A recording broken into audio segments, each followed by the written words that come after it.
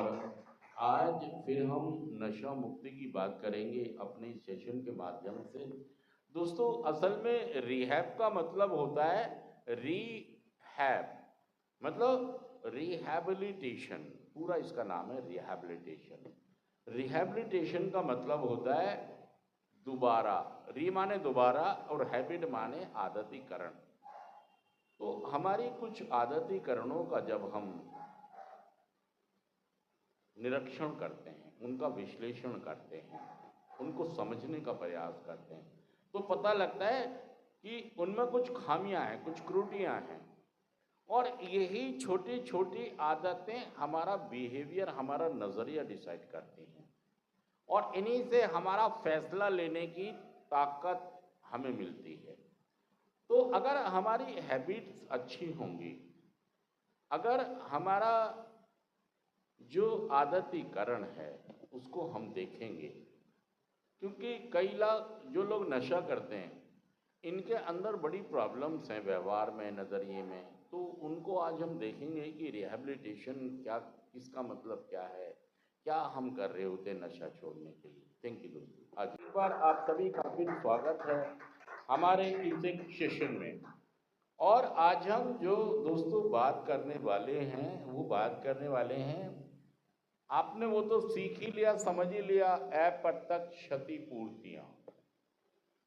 दोस्तों, कई बार हमें खतरा होता है अगर हम प्रत्यक्ष क्षतिपूर्ति के लिए जाएंगे, और ये कार्यक्रम हमको क्षतिपूर्ति करने का मौका देता है।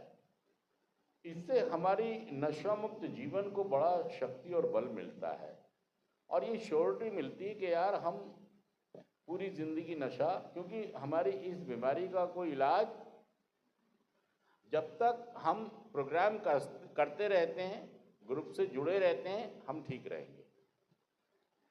जैसे ही हम प्रोग्राम से जुड़ना बंद कर देंगे, मेंबर्स से जुड़ना बंद कर देंगे, प्रोग्राम करना बंद कर देंगे, और कदमों को समझना, उनको एक्शन में करना ये बंद कर देंगे, तो नशा दोबारा से जीवन में आ सकता है।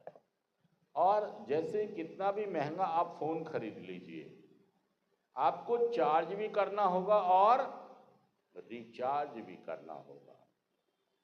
फ़ोन इसी से चलता है, बैटरी और पैसा दोनों चाहिए। ऐसी ही हमारी रिकवरी को भी भाई साहब चार्ज और रिचार्ज ये कार्यक्रम देता है। और अप्रत्यक्ष क्षतिपूर्तियां करना ये हमें, हमारे अंदर चमक पैदा करता है, रिकवरी में तरक्की के रास्ते खोलता है, खुशहाली के रास्ते खोलता है।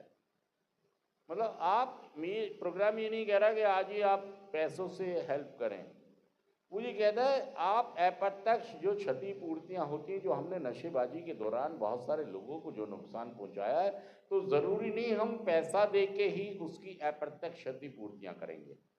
हम सेवा कर सकते हैं। सेवा कार्य ये एक आध्यात्मिक पक्ष है, पहलू है। जब आप सेवा से जुड़ेंगे, आप सेवा करें, कार्यक्रम की सेवा करें, मीटिंग रूम की सेवा करें, क्लासरूम की सेवा करें, न्यू कॉमर्स की सेवा करें, मैसेज पहुंचाएं, संदेश पहुंचाएं, ये भी आप समझें कि आप क्षतिपूर्तियां करते हैं। क्योंकि कई बार हम क्षतिपूर्ति प्रत्यक्ष कर पाते हैं, और कई बार तो हर आदमी अलग अलग प्रोफाइल से आता है हमारे क्लासरूम में, प्रोग्राम में। तो हर इंसान के पास किसी पे पैसा होता है, किसी पर नहीं होता है, किसी में सामर्थ्य होता है, किसी में। लेकिन ये सुविधा हमको प्रोग्राम देता है कि हम अपनी सामर्थ्य के हिसाब से फिजिकली तो अपनी सेवाएं, चाहे छोटा सा छोटा आप कप भी उठा के कहीं रखेंगे मीटिंग में से, डस्टबिन में डाल के आएंगे, तो ये भी आपकी सेवा काउंट होती है। तो ये भी क्या है कि हम जब सेवा करते हैं न्यूकमर्स की, तो ये भी इनडायरेक्टली अप्रत्यक्ष क्षतिपूर्ति ही है। तो दोस्तों, आज हम इस बात को जानेंगे, रिहैबिलिटेशन किसको जान रहे हैं आज हम? हैबिट क्या जान रहे हैं?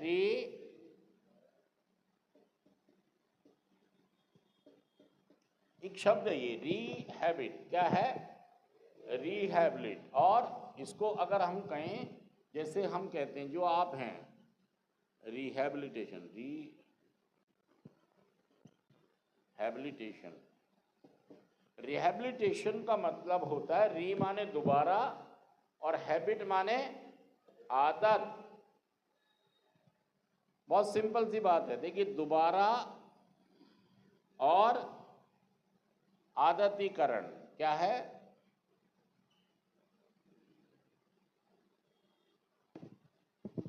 आदतीकरण, हाँ जी। और अब जब हम रिहैबिलिटेशन में आते हैं, नशा मुक्ति केंद्र में आते हैं, देखिए नशे का कोई जाना हुआ इलाज है नहीं, कोई इंजेक्शन है नहीं, कोई टैबलेट कुछ नहीं है। क्या है? अगर हम अपने व्यवहार, सोच, नजरिए को सही कर लें तो हम जिंदगी भर नशा मुक्त। ये आचार विचार व्यवहार की बीमारी है। और जो हमारा आचार विचार व्यवहार है वो किससे बन रहा है? आदत से। हमारी छोटी छोटी आदतें, जैसे अपने बारे में ज्यादा सोचना, कहीं लड्डू बट रहे हैं तो दूसरे का हाथ हटा के खुद ले लेना, कहीं महफिल में गए तो पैर हिलाए जा रहे हैं, क्या कर रहे हैं? कहीं महफिल में गए तो वहां पर वो ना ध्यान देके कहीं, देखिए बहुत सारी ऐसी आदतें हो सकती हैं। और यही आदतें आपका व्यवहार बनाती हैं। यही छोटी छोटी आदतें जो आपको लग गई हैं। अब देखिए, आदत में और बीमारी में फर्क है दोस्तों। आदत व्यक्ति विशेष के हाथ में होती हैं, समझे इस बात को? मतलब बीमारी मेरे हाथ में नहीं है, लेकिन अपनी आदतों को ठीक करना ये मेरे हाथ में है। अपना आदतीकरण समझना और इन्हें चेंज करना ये मेरे हाथ में है। इस बात को समझें आप। और अगर आपका आदतीकरण अच्छा हुआ, आपके, जैसे मैं आपके पास आता हूं ना, तो यहां पे देखता हूं कि 8-10 लोग पैर हिला रहे होते हैं। क्या कर रहे होते हैं? लगातार। ये एक अच्छी आदत नहीं है। आप बताइए, सच कहना जुड़ कर रहा हूं मैं? ये एक अच्छी आदत।